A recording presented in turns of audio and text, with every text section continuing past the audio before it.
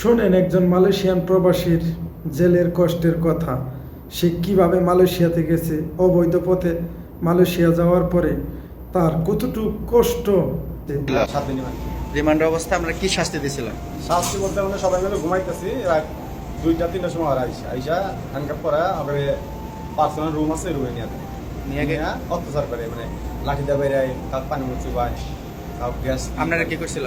আমার পায়ের তলে বেরিয়েছি, মানে পাউডি আলগে দিয়া পাওয়া আগলা দিয়ে লাঠি দিয়ে বেরিয়েছিল। পায়ের কি বলে এটা তালু হ্যাঁ, লাঠি দিয়ে বেরিয়েছে। লাঠি দিয়ে বেরিয়েছি। আচ্ছা, মূলত ঘটনাটা কি করছিল, কেমনে ধরা পড়লেন, কবে আসলেন? আমি অবৈধভাবে ঢুকছিলাম, মানে আপনি ইন্দোনেশিয়াতে পিছনে ঢুকছিলাম।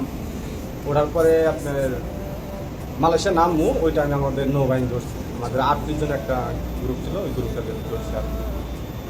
ধরার পরে জেলে নিয়ে গেছিল। জেলে নিয়ে গেছিল? হ্যাঁ, কয় মাস জেল দিল? 3 মাস জেল। 3 মাস জেলে কি কি আমাদের শাস্তি দিল? আমাদের জেল দিছিল 3 মাস, যারা নতুন অবস্থায় আছে, আর যারা পুরাতন ছিল তাদের দিচ্ছে 1 বছর। যে যত বছর অবৈধ তাদের বেশি দেয়। তার সাজাটা একটু বেশি। তা আমরা তো নতুন ঢুকছিলাম, নতুন ঢুকছিলাম, এই জন্য 3 মাস দিয়েছিলাম। ওকে, তারপরে এই 3 মাস অবস্থা আমার এক্সপিরিয়েন্সটা তো 3 মাস কেমনে কাটলো আমরা জেলখানার মধ্যে? 3 মাস মালয়েশিয়া তো কি বলবো, মানে কান্দা ছাড়া তো গেলে করা কিছু নেই। প্রথমে ভিতরে নিয়ে ভিতরে নিয়ে ওই ওরা উলঙ্গ করে গোসল মোসল করায়, উল্লঙ্ঘ করে লাইছে সবারই হ্যাঁ, করাইয়া। করার পরে জেলে উঠতে হবে। তারপর কি করলাম? আবার জেলে নিয়ে পরে ওই আপনার 7 দিন রিমান্ড দিয়েছিল আমাদের। রিমান্ডটা 7 দিন, আমার 3 দিন মারছিল আমাদের। 3 মাস। আর যাদের 1 বছর তাদের আরো মারছে বেশি, মানে সব এজেন্টের নাম জিজ্ঞাসা যে তাদের এজেন্টকে কি পাঠাইছে। তো আমরা তো বড় এজেন্ট চিনি না, আমরা ওই ছোটো মোটো এজেন্টরা আইছি, তাদের চিনি না। বাংলাদেশে যে পাঠাইছে তার শুধু ছিলেন, মালয়েশিয়ার তো কেউ ছিলেন না। তারপরে আপনার খাবার দাবার খাবার দাবার জেলে মধ্যে অনেক কষ্ট। খাবার দাবার কোনো রকম খালি জানটা বাঁচা রাখতে আর কি। দেখা সকালবেলা একটা রুটি দেয়, আর লাঞ্চে হয়তো তার ভাত দেয়, ডাউল ভাত দেয়। আমার একটা ভিডিওতে একজন বলছিল টয়লেট নাকি দরজা নাই। না, টয়লেট হলে কোনো টয়লেট দরজা নাই, ওই জায়গা হলে ওই রুমের ভিতরে টয়লেট, রুমের মধ্যেই ঘুম পাড়া, সব কিছু আর ভিতরে রুমের ভিতরে।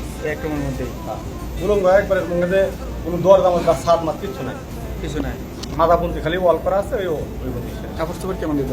কাপড় চোপড় নেই, এক পোশাক, একটা ফ্যান আর একটা বাজু, একটা বাজু, একটা ফ্যান দিত। এই একটা দিয়ে কি 3 মাস কাটাইছেন? একটা দিয়ে 3 মাস। দুইসিন নেই? ধুইছি একটা, মানে ধুইছি একটা পরে রয়েছে। মানে কেমনে দিলেন, কেমনে করলেন? তাদের পায়জামা ধুইছি, ওই জামাটা পরে আছে। ও জামাটা করে পাজামা দিয়েছেন, পাজামা দিয়ে মানে উল্টাপাল্টা করে দিয়েছেন। উল্টা করে।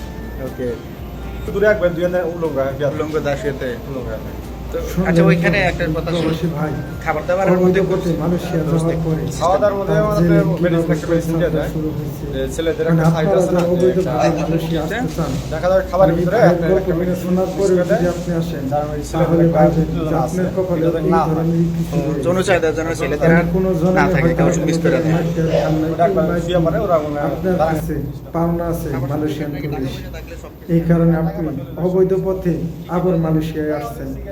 মানে ভাইটির কলিজা আছে, একবার অবৈধভাবে আইসা মারধর খাইয়া আবারও মালয়েশিয়াতে আবার অবৈধভাবে আসছে। মানে ভাইটির কলিজা মানে বিশাল বড়, ভাইটির সাহস আছে, এই কারণে উনি আসতে পারছে।